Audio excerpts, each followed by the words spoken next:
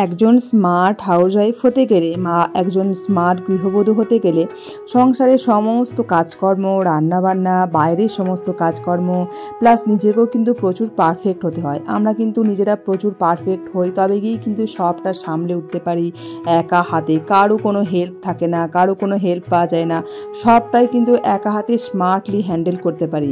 তবেই না আমরা স্মার্ট গৃহবধূ, তবেই না আমরা হাউসওয়াইফ। প্রভাত বন্ধুরা, তোমরা সবাই কেমন আছো? আই হোপ তোমরা সবাই খুব ভালো আছো আর সুস্থ আছো। আমরা কিন্তু বেশ ভালো আছি। আজ হলো সানডে, তো সানডে স্পেশাল আজকে তোমাদেরকে সারাটা দিন শুরু করলাম আজকে সেই সকাল থেকে।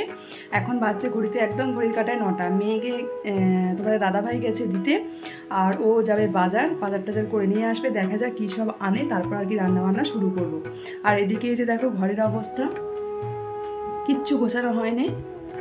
ওই ঘরটাও দেখাই, এই দেখো একদম ঘরের অবস্থা যা তা।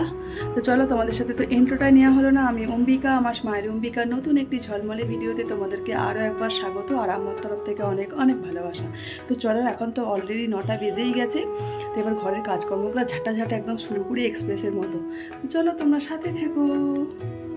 সকালে না চা খেয়েই একদম এনার্জি নিয়েছি, লাল চা, সাথে ছিল তোমরা দেখতেই পেলে ব্রেড, বাটার দিয়ে ব্রেড করেছিলাম, আর হচ্ছে তোমার সাথে লাল চা। তো ওটা খেয়েই একদম সকালের এনার্জি নিয়েছি। এবার ঘরের কাজকর্ম শুরু করে দিয়েছি। পুরো বিছানাগুলো দুটো রুমেরই গুছিয়ে নিলাম। আর প্লাস তোমাদের দাদাভাই সবে মাত্র আর কি দুধটা নিয়ে আসলো, তো দুধটা এখন ভালো করে ফুটিয়ে একদম গরম করে নিচ্ছি সুন্দর করে। তো তারপর আর কি অন্যান্য কাজের দিকে যাব। আর এদিকে তোমাদের দাদাভাইও নিয়ে এসছে প্রচুর সবজি, শাক সবজি যা কিছু হয় আর কি, আর মাছ, ডিম সব কিছুই। তো দেখো প্রচুর সবজি নিয়ে এসছে। তো আর ও কিন্তু এই সবজিগুলো আর কি সব কিছু ধুয়ে টুয়ে এখনো ব্যালকনিতে রেখে দেবে, যেটা প্রত্যেক দিনই করে থাকে।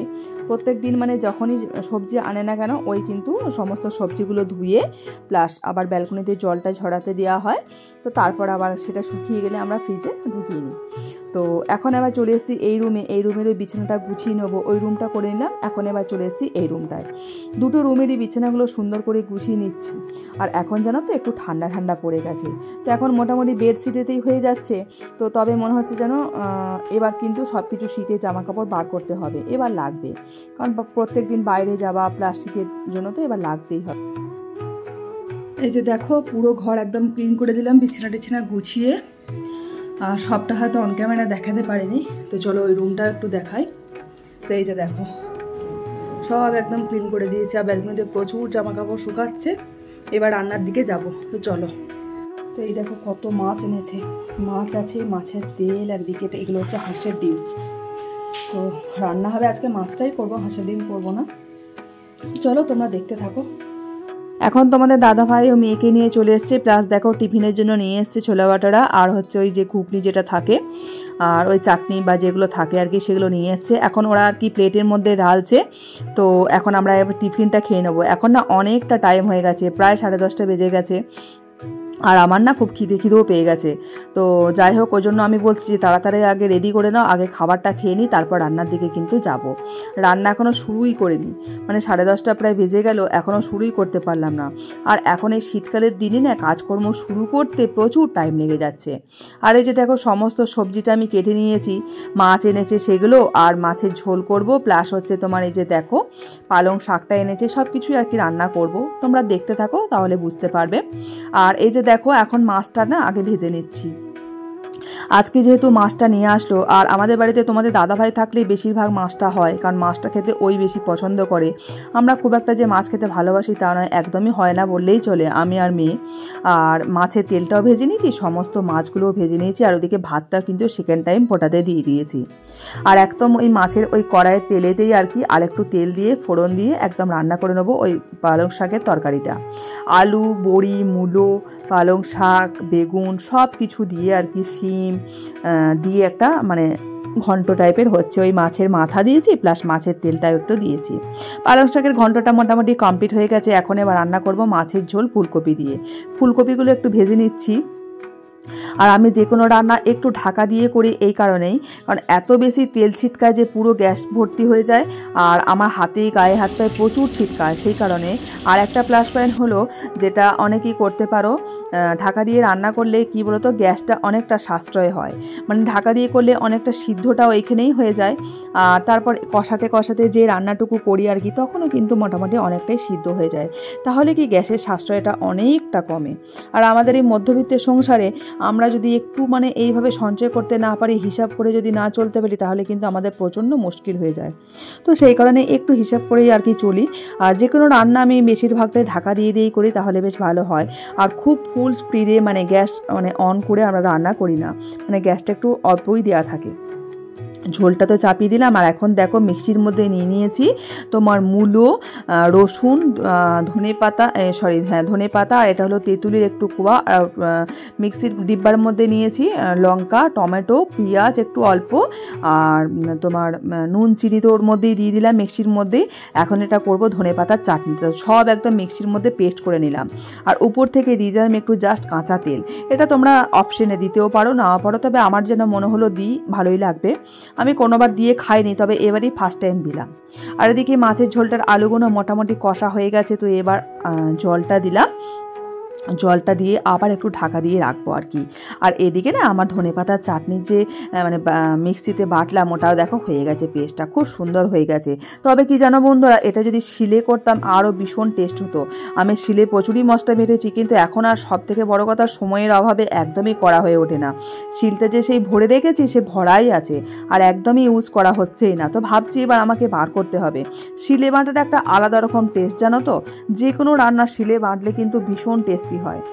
আর এদিকে দেখো মাছের ঝোলটাও কিন্তু আমার হয়ে গেছে।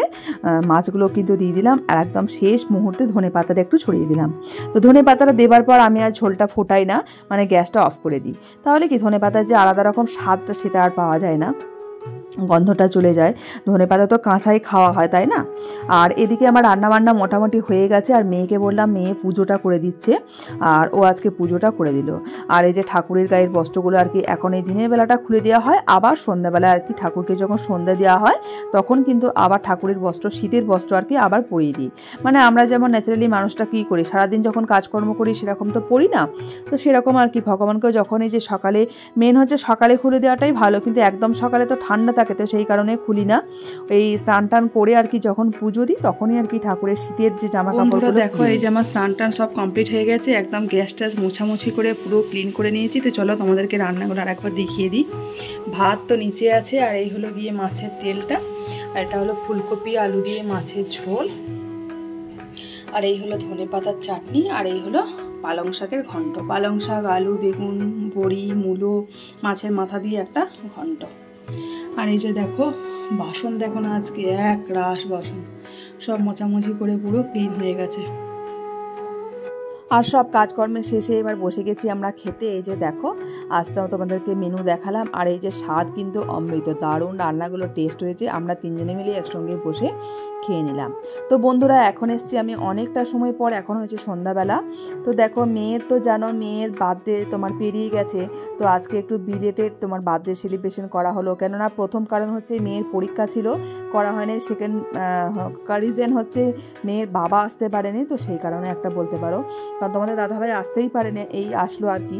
তো ওই জন্যই আর কি এত দেরিতে আর কি সেলিব্রেশনটা করা হলো। সেলিব্রেশন মানে কিছুই না, যেহেতু ও বাচ্চা মানুষ, কেক তো কাটতেই হবে, তো সেই কারণে বাড়িতেই আমরা তিনজনে মিলে ওই একটু কেক কেটে আনন্দ করা, ব্যাস এইটুকুনি। তো তোমরা সবাই কিন্তু উইশ করো, আর সকলেই কিন্তু আশীর্বাদ করো যেন সবাই খুব ভালো থাকি, বিশেষ করে মেয়েও খুব ভালো থাকে, সুস্থ থাকে। আর সবাই সুস্থতা কামনা করো, সবাই আশীর্বাদ করো যেন বড় হয়ে ভালো মানুষ হতে পারে, এইটুকুই আর কি। আমরাও সেটা চাই, যেন বড় হয়ে ভালো মানুষ হতে পারে, এটুকুই আমরা চাই। তো যাই হোক, আজকে ওই ছোট্ট মতো করে, একদমই ছোট, কোনো কিছুই করা হয়নি। তো এই বছরটা মানে সেরকমভাবে কিছুই করতে পারা হয়নি। একদম পরীক্ষাটা তো চলে এলো, মানে যেদিন ওর পরীক্ষা শুরু হয়েছে সেদিন থেকেই, মানে যেদিন ওর মানে ছিল, বার্থডে ছিল, সেদিন থেকেই আর কি ওর এক্সাম শুরু হয়েছে। তো সেই কারণে কিছুই করা হয়নি। জন্মদিনে ওই বাড়িতেই আর কি জাস্ট আজকে একটু সেলিব্রেশন করলাম, আর দিয়ে এসছি একটু জাস্ট রেস্টুরেন্টে আর কি, রাত্রে ডিনারটা এখানেই সেরে নেবো, তো সেই কারণেই এসছি। স্ন্যাক্সে মানে স্টার্টারে ছিল তোমার চিকেন ললিপপ, আর ডিনারে ছিল তোমার হান্ডি চিকেন, আর হলো তোমার লাচ্চা পরোটা। আর সাথে যেরকম থাকে লাস্ট মুহূর্তে একদম কোল্ড ড্রিঙ্কস, ব্যাস এইটুকুই, মেয়েকে একটু দিয়েছিলাম কোল্ড ড্রিঙ্কস, ব্যাস এইটুকুই। আর বলতে পারো মেয়ের আবদারেই আমরা এসেছি সবাই একসাথে আর কি। এমনিতে ন্যাচারালি খুব একটা আমরা মানে বলতে পারো রেস্টুরেন্টে খাবার খুব কমই খাই, কারণ আমার শরীরে বিশেষ করে একদমই চলে না। তো সেই কারণে যাই হোক আজকে একটা স্পেশাল দিন বলে, আজকে দিনটা স্পেশাল নয়, আজকে সেলিব্রেশনটা স্পেশালভাবে করা হলো একদম ছোট্টর মধ্যে। তো বন্ধুরা যাই হোক তোমাদের কেমন লাগলো প্লিজ অবশ্যই জানিও, আর প্লিজ যদি ভালো লেগে থাকে একটি লাইক করে দিও, আর কমেন্টস করতে বন্ধুরা তোমরা একদমই ভুলো না। তোমাদের একটি লাইক আর কমেন্টস আমাদেরকে অনেকটা মোটিভেট করে পরবর্তী নতুন ভিডিও বানাতে। তো তোমাদের কমেন্টসে আমরা প্রচণ্ড ইন্সপায়ার হই, ভীষণ ভালো লাগে, আগ্রহী হই নতুন ভিডিও বানাবার জন্য। তো যাই হোক চলো পরবর্তী নতুন ভিডিওতে আবার দেখা হবে। তোমরা সবাই খুব ভালো থেকো, সুস্থ থেকো, টাটা, গুড নাইট।